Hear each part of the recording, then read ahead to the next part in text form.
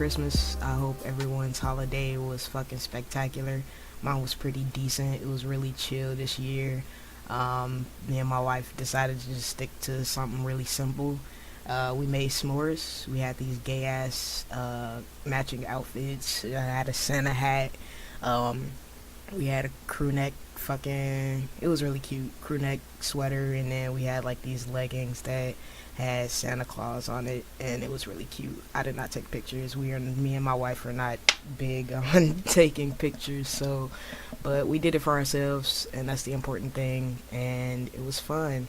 I honestly thought that Christmas was gonna be really weird this year because last week, my wife got hurt at work, and she ended up with a mild concussion. She's afterwards. She had some neck and back pain, but that went away pretty quick. The thing that was lingering was her headaches, and her speech was so fucking slow. Like, my wife is really good with words, and she speaks really fluently, so that just kind of scared me seeing her talking like a fucking 3-year-old. But her speech came back on Christmas, so that was pretty fucking crazy. It was good. I'm fucking happy that she's back to herself, and she's still dealing with the headaches a little bit, but everything has went away for the most part. So I also want to congratulate my sister-in-law. She had twins this past weekend, and I really hope things go very well for her and for anyone who has had children. Honestly, because it is fucking something, fucking birthing them out. And then some people don't even actually push. They have to go through a surgery, and it's just, I don't know, giving birth is just too much for my mindset, and that is why I try to avoid it at all costs. But I'm just gonna jump right in. I don't really have much to say other than that for myself, so I'm just gonna jump right in with the strain of the day, the strain of the week, and it is green crack.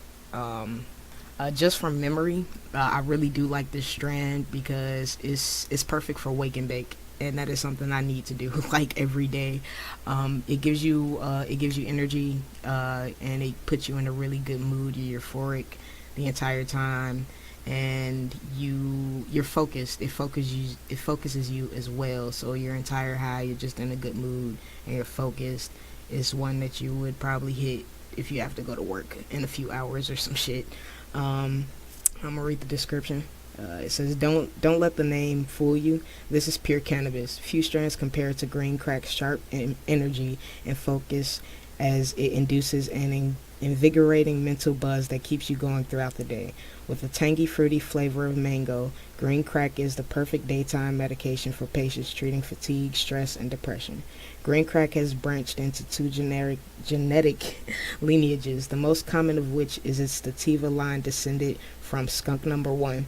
The 75% indica variety of green crack is said to have come from an Afghani strain, and is marketed. I'm sorry, and it's marked by a tighter buzz structure. Because of its name, it perpetuates a negative image of cannabis. Some people have taken calling the strain Kush with a C, or Green Kush instead. I still call it green crack because it's really not that serious. And the effects that you get for your high is energy, happy, uplifted, focused, and euphoric. The medical effects, it helps with stress, depression, fatigue, pain, and headaches. And the negatives, dry mouth, you're gonna get fucking cotton mouth like a bitch. Dry eyes, paranoid, anxious, and dizzy. I have gotten paranoid from green crack. I have not gotten dizzy. Paranoid and anxious, I have gotten. So I would suggest you not smoke a lot of that if you're really new. But it does put you in a good ass mood, and it tastes fucking good as well. It's earthy. I was gonna say woodsy, but it says earthy, citrus, and sweet. It's definitely sweet. Yeah, that's I like that strain a lot. That's one of my top favorites as well. And yeah, hit your weed man up, dispensary, whichever, and ask him for the hookup. For news, the first transgender suicide hotline is now up and running. It opened up this past week. It's called Trans Lifeline, and Trans Lifeline is a nonprofit dedicated to the well-being of transgender people. They run a hotline staffed by transgender people for transgender people, and it's nonprofit, so you can donate on their website. I will put the link in the description. And they have volunteers that's ready to respond to whatever needs that the community has. This is important. I never even thought about this, but um, I found out about this on Twitter, and I read the thread, and people were saying that they went through a lot of transphobia through the original suicide hotline, and that's pretty fucked up. Like, they're fucking suicidal as shit, and then you're gonna tell them that the way that they are is not the way that they should be. Like, that's super fucked up. And if you're just a dick. I just you're just a fucking dick, dude. Like, how the fuck are you helping people, but you're not willing to literally help everyone? You don't know who the fuck is gonna call you, dude. Just fucking don't do that shit. Just transphobic shit just pisses me the fuck off so much, because it's like nothing that they do will affect you in any way.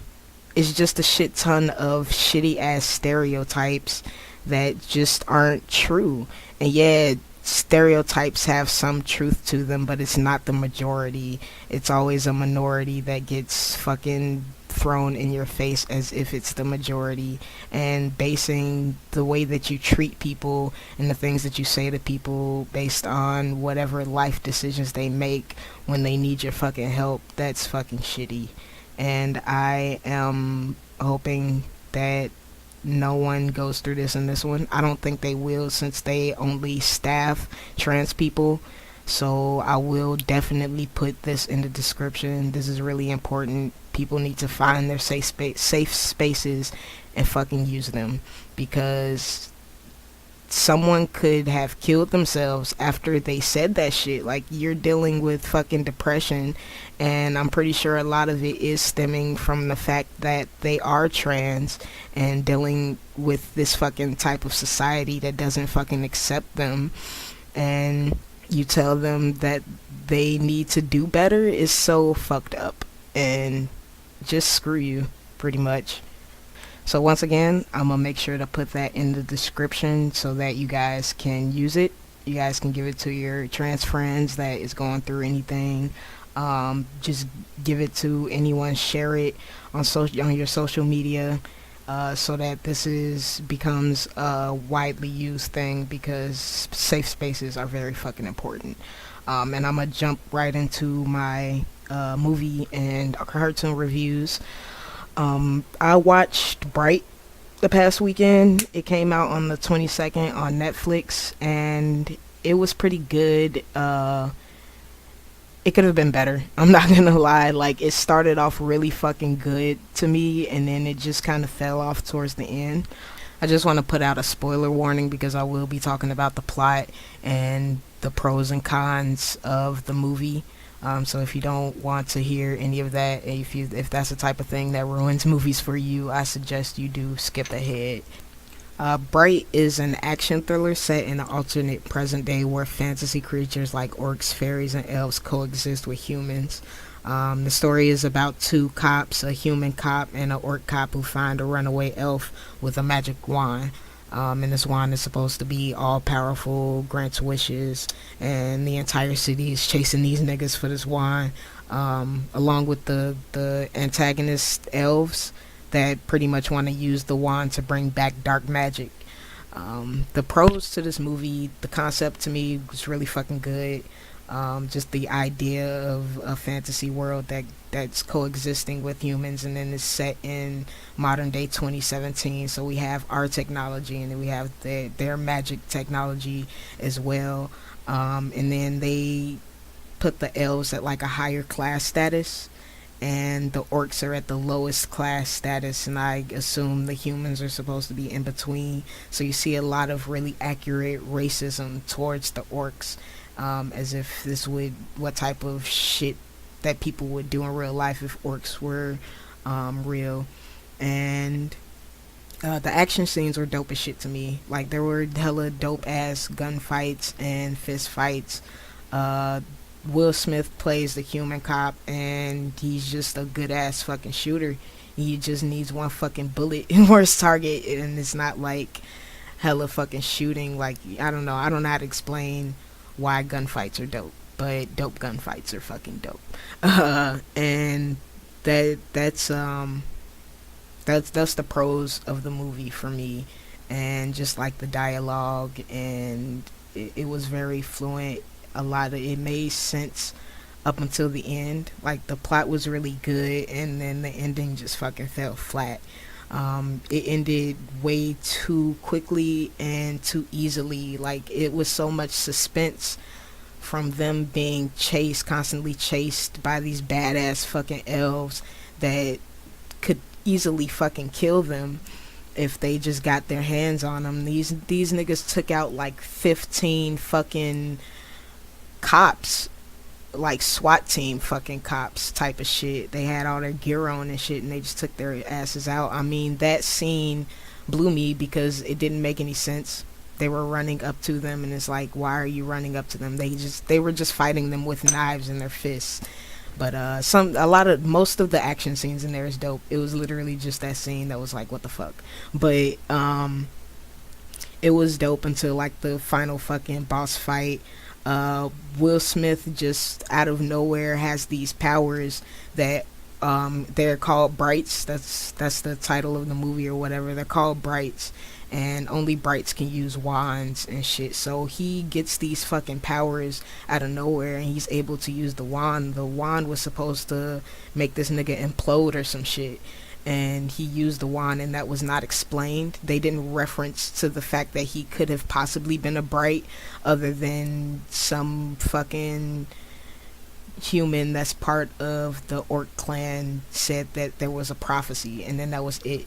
And they didn't really explain how this nigga became a bright, why the fuck he is a bright, or anything. I don't see this movie leading up to a sequel or a prequel, honestly. So that was really unexplained, and it just didn't make any type of sense.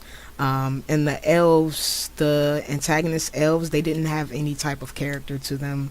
They were literally just there to be antagonists, and their motive wasn't really explained. Like they explained what they planned on doing with the wand, but they didn't explain why. They didn't give any depth to the antagonist elves, so that was really weak.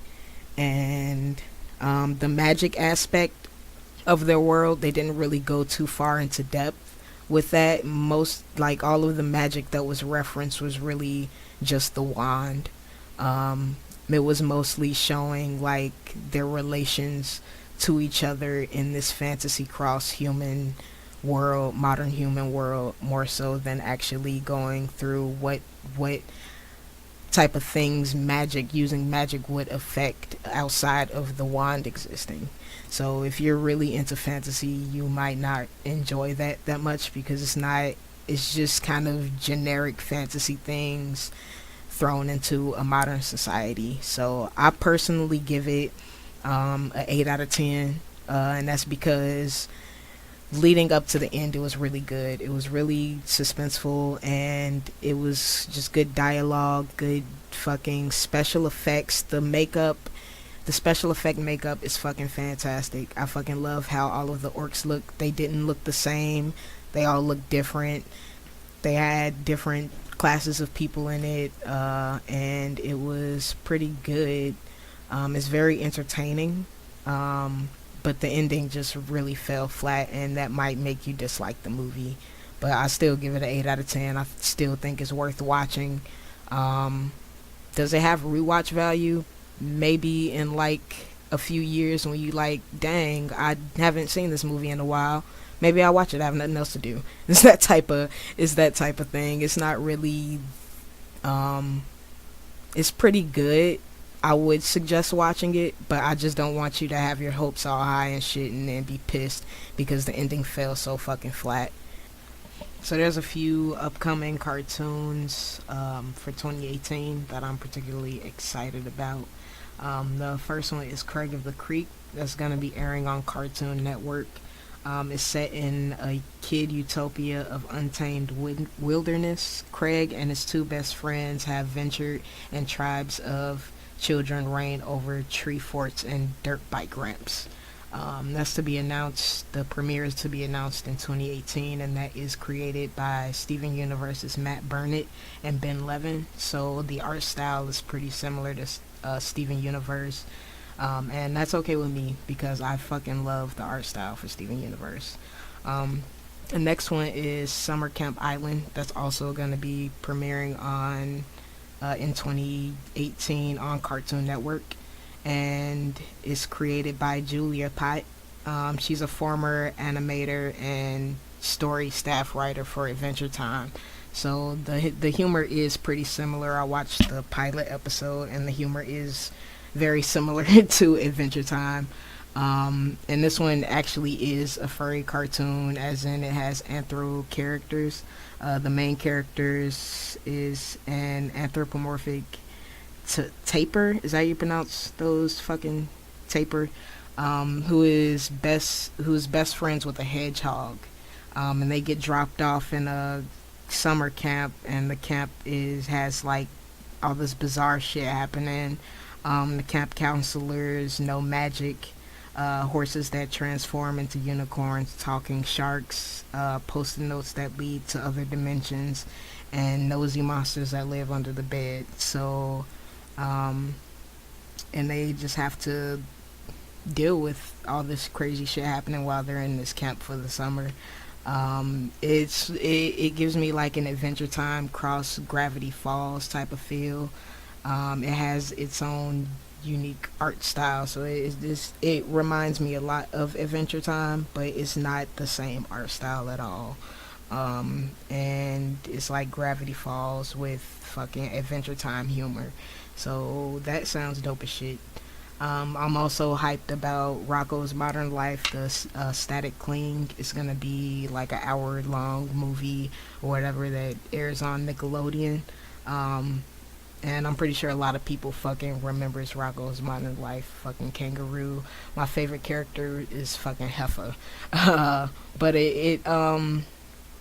it's after being in space for whatever reason they were in space for like 20 years. Rocko and his friends attempt to conform to an even more modern life in O-Town. So they have to deal with this culture shock of technology compared to being in the 90s and now, which to us is like we grew up as technology grew up, but this shit is gonna be a fucking culture shock for Rocko because he just popped up in the shit. He's gonna be our age and not understanding shit. Well, I don't know. I feel like Rocko was grown as hell in Rocko's Modern Life. This nigga had a job and a house, so he probably 40 or some shit now. Fucking yeah, some shit like that. And that's gonna be a fucking culture shock for him, and that I like that idea a lot. I miss Rocko's Modern Life. That was one of my favorite cartoons growing up, so I am excited as fuck for that. In the spirit of Christmas, which was yesterday, the Smoke Sesh song is I'm Your Santa by Chance the Rapper and Jeremiah.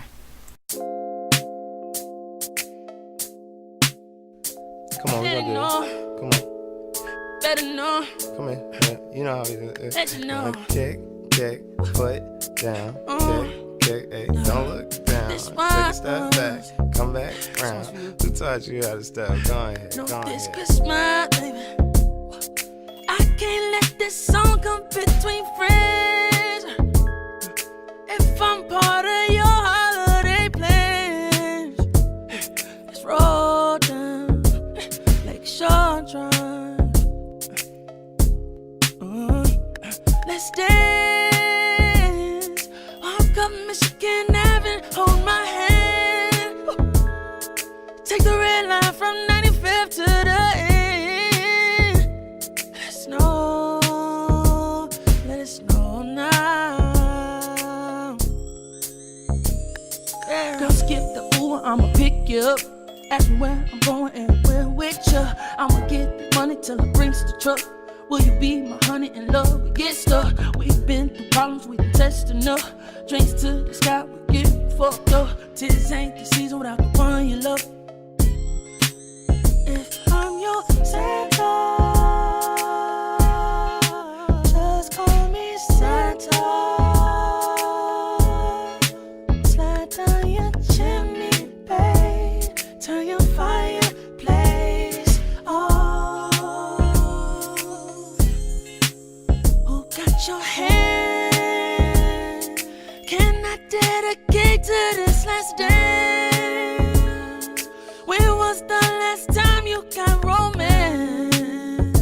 There's a present for you.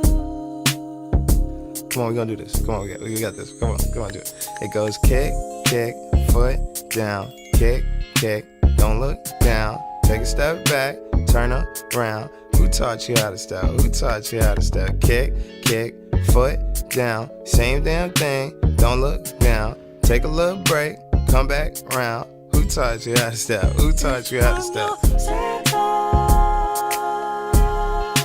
just call me Santa.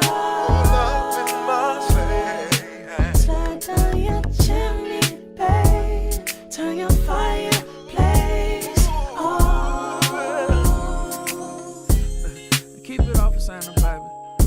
Weather done got me in the spin. The kids will be up in a minute. We gon' put the presents under the tree. Gon' do that. But till then, girl, you're all to me. And I can't wait for it. I can't wait for it. I can't wait for it. I can't. Come on, here we go. I said kick, kick, foot down. Do the same thing, don't look down. Take a step back, look around. Who taught you how to step? Who taught you how to step? Kick, kick, do the same thing, I ain't gotta look down. Take a slide back, look around. Who taught you how to step? I taught you how to step. Round and round, dipping out, separate and bring back. Hey, let me see you do the last night. I fucking love this song. I fucking love this song so much. But thank you all for tuning in. I love you all. Have a blessed day. Have a blessed life. And peace out.